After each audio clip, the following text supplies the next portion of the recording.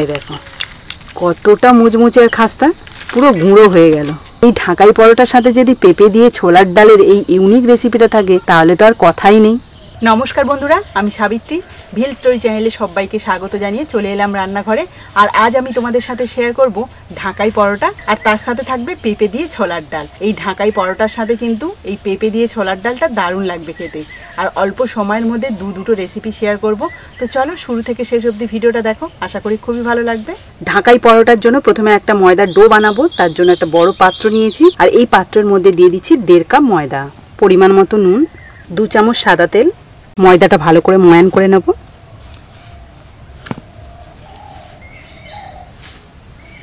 প্রায় 2 মিনিট ধরে ময়দাটাকে ময়ান করে নিয়েছি। আর এই দেখো মুঠোর মধ্যে চলে আসছে, আবার এই যে ঝুড়ো হয়ে পড়ে যাচ্ছে। এরকম অবস্থায় আসলে বুঝতে পারবে যে ময়ানটা খুব সুন্দরভাবে হয়ে গেছে। এবার আমি অল্প অল্প নর্মাল জল দিয়ে ময়দাটা মেখে নেব। ময়দাটা দেখো খুব ভালোভাবে মেখে নিয়েছি। এবার এটাকে ঢাকা দিয়ে সাইডে রেখে পেঁপে দিয়ে ছোলার ডালটা বানিয়ে নেব। তার জন্য উনুন ধরিয়ে একটা কড়াই বসিয়ে দিচ্ছি। পেঁপে দিয়ে ছোলার ডাল বানানোর জন্য এখানে পেঁপেটা কিন্তু আমি ডুমো ডুমো করে কেটেছি, মানে ঘুগনির আলু যেমন কাটা হয় ঠিক তেমন ভাবেই। আর এখানে আমি 1 কাপ ছোলার ডাল 1 ঘন্টা আগে ভালো করে ধুয়ে ভিজিয়ে রেখেছিলাম, তারপরে একটা সিটি দিয়ে নিয়েছি। আর তাতে দেখো কত সুন্দরভাবে গলে গেছে। যাদের আলু খাওয়া নিষেধ তারা কিন্তু অবশ্যই এই পেঁপে দিয়ে ছোলার ডালটা বানিয়ে খেতে পারো, দারুণ লাগবে খেতে। কড়াইতে প্রথমে দিয়ে দিচ্ছি অল্প একটু সাদা তেল, একটা শুকনো লঙ্কা, 2টো তেজপাতা, 1/2 চামচ 5 ফোড়ন। ফোড়ন থেকে খুব সুন্দর একটা ভাজা ভাজা গন্ধ বেরোচ্ছে। এবার আমি দিয়ে দিচ্ছি 1/2 চামচ গ্রেট করা আদা, অল্প একটু কুচানো নারকেল। আর এই নারকেলটা কিন্তু একদম কচিই আছে, আর এটা কিন্তু খেতে বেশ ভালো লাগবে ছোলার ডালে পড়লে। দিয়ে দিচ্ছি একটা মিডিয়াম সাইজের টমেটো কুচি। সব কিছু নেড়ে চেড়ে হালকা ভেজে নিলাম। এবার দিয়ে দেবো কেটে রাখা পেঁপে।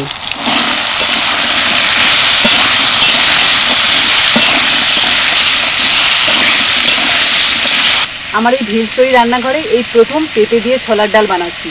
তোমরা এর আগে যদি খেয়ে থাকো এই পেঁপে দিয়ে ছোলার ডাল, অবশ্যই কিন্তু কমেন্টে জানিও। প্রায় 2 থেকে 3 মিনিট পেঁপেগুলো হালকা ভেজে নিয়েছি। দিয়ে দেবো স্বাদ মতো নুন, হলুদ গুঁড়ো, 1/2 চামচ লঙ্কার গুঁড়ো, 1/2 চামচ গরম মশলার গুঁড়ো। ভালো করে মিশিয়ে নেব। এবার দিয়ে দেবো সিদ্ধ করে রাখা ছোলার ডাল। আমি জল সমেতই দিলাম। আর এই ছোলার ডাল সিদ্ধর সময় কিন্তু আমি কিছুই দিইনি। এখন আমি ভালো করে মিশিয়ে নিচ্ছি।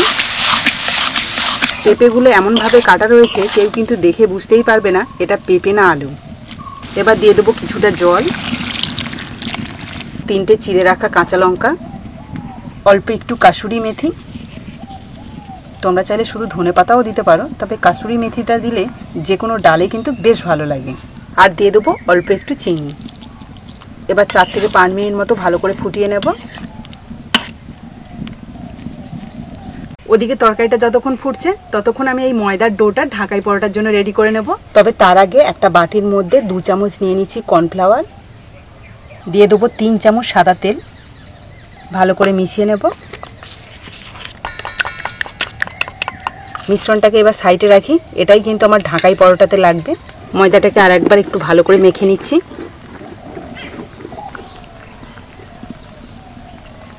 এবার এটা থেকে কয়েকটা লেচি কেটে নেব। রুটির জন্য যেমনভাবে লেচি কাটি ঠিক তেমন সাইজের কেটেছি। সবগুলো লেচিকে গোল করে নিয়েছি। এবার একটাকে রেখে বাকিগুলোকে সাইডে রাখবো। অল্প একটু তেল দিয়ে এটাকে বেলে নেব। এটাকে যতটা সম্ভব পাতলা করে বেলবো। এবার এর উপরে যে মিশ্রণটা আমি আগে থেকে রেডি করে রেখেছিলাম সেটার 1/2 চামচ নিয়ে এর উপর দিয়ে দেব। এবার ভালো করে হাত দিয়ে এইভাবে বুলিয়ে নেব। আর একটু লাগবে। তোমাদের হাতের কাছে যদি কর্নফ্লাওয়ার না থাকে তাহলে কিন্তু ময়দা দিয়েও মিশ্রণটা তৈরি করতে পারো। এবার এই রুটিটার এক সাইডে এইভাবে কাটবো। এবার এই কাটা অংশটা নিয়ে এইভাবে রোল করে নেব।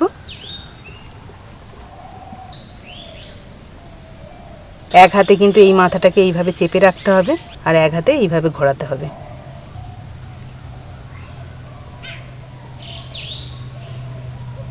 এই দেখো কি সুন্দর রোল করে নিলাম। আর এই যে পিছনে যে অংশটা, এই অংশটাকে কিন্তু আমি এইভাবে মুড়ে নেব, মানে পানের যেমন খিলি করে ঠিক তেমন ভাবে।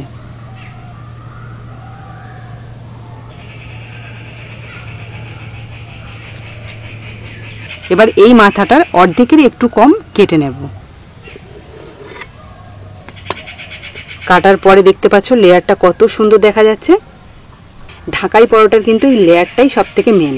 এবার এই মাথায় অল্প একটু সাদা তেল দিয়ে আমি সাইডে রাখবো। দেখো একটা একটা ফুলের মতো লাগছে না দেখতে? তো এগুলোকেই আবার বেলে নেবো এক এক করে। এটা বেলার আগে কিন্তু 2 হাত দিয়ে এটাকে চ্যাপটা করে নিতে হবে, এইভাবে চেপে চেপে। এই ঢাকাই পরোটা বানাতে গেলে কিন্তু খুব জোরে প্রেসার দিয়ে কিন্তু চাপা যাবে না, আবার বেলার সময় খুব জোরে প্রেসার দিয়ে বেলা যাবে না। 4 সাইডে হালকা হাতে এইভাবে প্রেসার দিয়ে দিয়ে তারপরে কিন্তু মাঝখানটা প্রেসার দেব।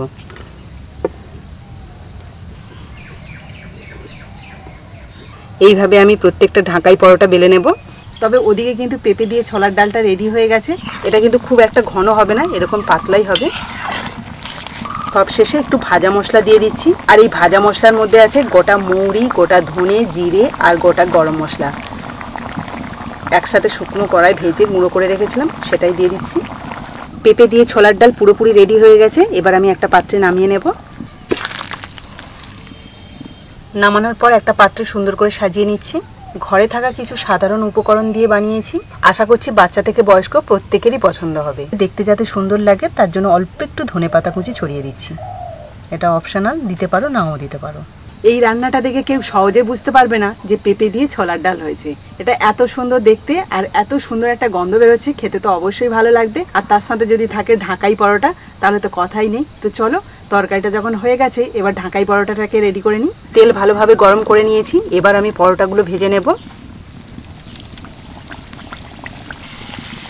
ঢাকাই পরোটাগুলো ভাজার সময় কিন্তু এভাবে মাঝখানে তেলটা দিতে হবে, তাহলে কিন্তু খুব সুন্দর হবে ঢাকাই পরোটাগুলো, মানে লেয়ারগুলো খুব সুন্দর ছাড়বে। এবার আমি এটাকে উল্টে দেব।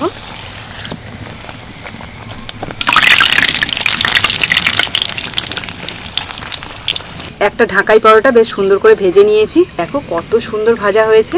এবার একটা পাত্রে রাখছি, আরও একটা তেলের মধ্যে ছাড়ছি। ঠিক একইভাবে ভেজে নেব।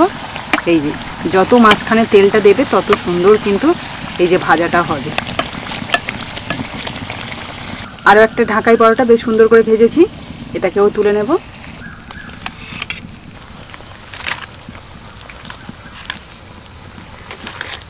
নামানোর পর ঢাকাই পরোটাগুলো তো বেশ সুন্দর দেখতে লাগছে। এবার তোমাদের একটা ভেঙে দেখাবো কতটা মুচমুচে এবং খাস্তা হয়েছে। আর লেয়ারগুলো দেখতে পাচ্ছ কত সুন্দরভাবে বোঝা যাচ্ছে। প্রত্যেকটা লেয়ার কিন্তু আলাদা হয়ে গেছে। আর ভেতর থেকে উপর পর্যন্ত এই পরোটাটা খুব সুন্দরভাবে ভাজাও হয়েছে। এই দেখো কতটা মুচমুচে আর খাস্তা, পুরো গুঁড়ো হয়ে গেল। এই ঢাকাই পরোটার সাথে যদি পেঁপে দিয়ে ছোলার ডালের এই ইউনিক রেসিপিটা থাকে তাহলে তো আর কথাই নেই। একদম সহজ পদ্ধতিতে এবং অল্প সময়ের মধ্যে দুটো রেসিপি তোমাদের সাথে শেয়ার করলাম। আশা করি তোমাদের ভালো লেগেছে। যে কোনো নিরামিষ দিনে বানিয়ে নিতে পারো, দারুণ লাগবে খেতে। তো আজকে ভিডিওটা যদি তোমাদের ভালো লেগে থাকে তাহলে প্লিজ একটা লাইক করে দিও, আর বন্ধুদের সাথে অবশ্যই শেয়ার করো ভিডিওটা, যাতে সবাই দেখতে পায়। আজকের মতো টাটা, পরের দিন আসবো আবার একটা নতুন ভিডিও নিয়ে। ততক্ষণে ভালো থেকো, সুস্থ থেকো।